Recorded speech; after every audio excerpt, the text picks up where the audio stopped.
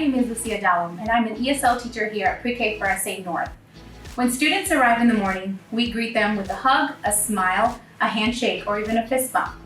We let the children choose how they would like to be greeted every day. You can start this tradition at home with your own child.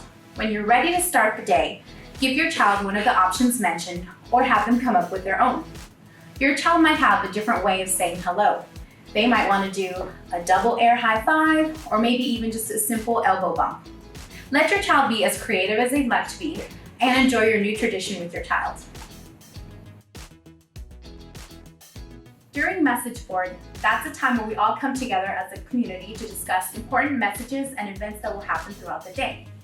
This is also a time where we support your child's literacy and language skills. We help your child read the daily messages by drawing simple pictures, such as this one. This one talks about cleanup time and how your child will clean up after work time is over. To make it even more fun, you can play the Cleanup Robot song on YouTube to make it more fun and engaging for your child.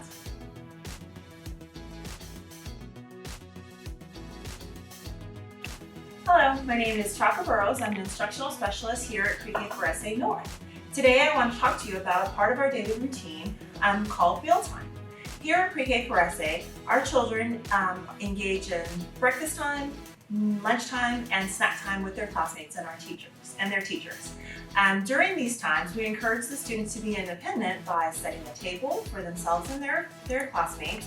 We also encourage them to serve themselves, open all of their own packaging, their milk, their chips, just be independent.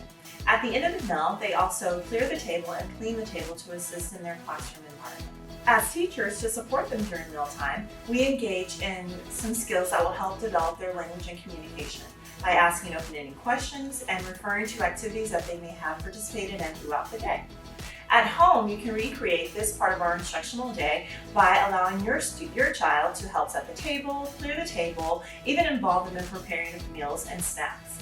While you are engaged in mealtime with your child and other members of your family, remember to ask questions about books they've read, places they've been, and maybe toys or activities they've played with throughout the day.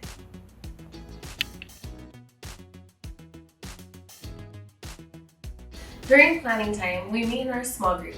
We give the child a special strategy or planning tool to plan with. Some examples could be your child pointing to the area they want to work with using a stick or using a cell phone to tell you more about the plan. They could even look through a paper towel tube at the area they want to work with or shine a flashlight on the materials that they want to use. If your child plans with an iPad, they could take a picture of an area. If your child takes a picture of the art area, you could ask them, "You chose art area. Can you tell me more about your plan? How do you think you will use these materials today?" Your child might say, "Today, I'm going to draw a picture of my dog. He's going to be flying an airplane." You could say, "Tell me more about your drawing plans. What part of the airplane do you think you're going to draw first? What else do you think you might add to your airplane?" Let the conversation unfold naturally and encourage language while facilitating play.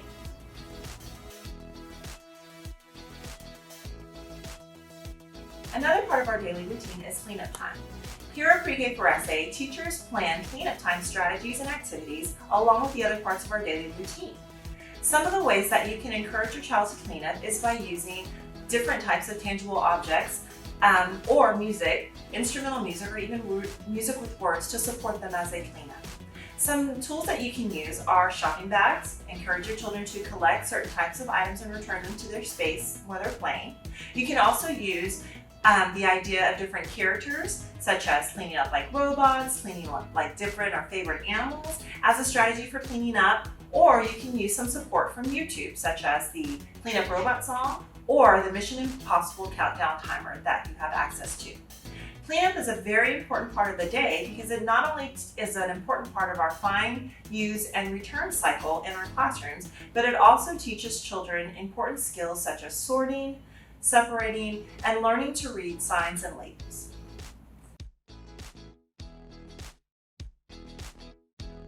During recall time, we meet in the same place as planning time.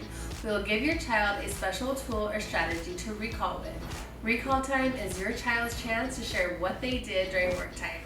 Some examples of a tool they could use during recall time could be drawing what they did with a paper and marker, or using a ball, a flashlight, a keyboard, a cell phone, or even an iPad. If your child chose to plan with an iPad, you could show them the picture they took and say, you chose to plan for the house area to work with the food and utensils. Can you tell me about what you did during work time? This will give your child a chance to see if they stuck to their plan or if they made changes. Another way that you can give examples of planning and recall throughout the day at home would be if you make a grocery list to read the list before going to the store. You could say, we need milk, eggs, and bread. When you get home from the store, you can refer to the list as you're unpacking and say, we got the milk, eggs, and bread.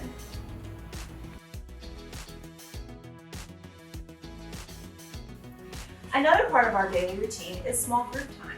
In the classroom, during small group time, each of our children are given materials in an individual bin, box, or basket with materials that they will use to perform the small group activity that is introduced by the teacher via a small story, a small short story, or a prompt.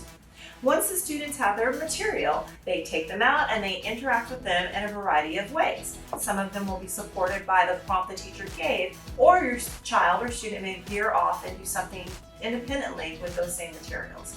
In the classroom, the teacher will support them where they go using scaffolding questions, mimicking their play, or even imitating and extending upon some of their thoughts and ideas. At home, you can support your child during small group time by introducing the materials to them as well and engaging in play with them as they respond to the prompt given by their teacher online or by the lesson plan that you receive from your teacher.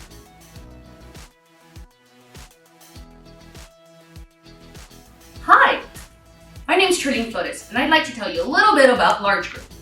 Large group, you may be wondering what that is. In fact, this is a time for your child to take leadership of what they would like to do.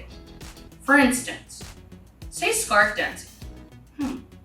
During scarf dancing, they have the opportunity to not only lead what they want to do, but they can lead it in movement, in acting, and the different materials that are provided there, such as scarves. So say your child's starting to dance with a scarf. Try to mimic what they're doing. Follow along with them, but ask them, what movement are you doing? Your child may say, head, shoulder, head, shoulder, head, shoulder. You just witnessed a pattern. That's what your child did. So go ahead and follow along with them. See what else they come up with. Also, be vocal about their movements. I want to twirl my scarf around my head, then put it on my hip. Go with it. Be silly with it. It's fun. I promise. Your child's gonna enjoy it and you're gonna enjoy watching them learn and take leadership of their actions. Have fun!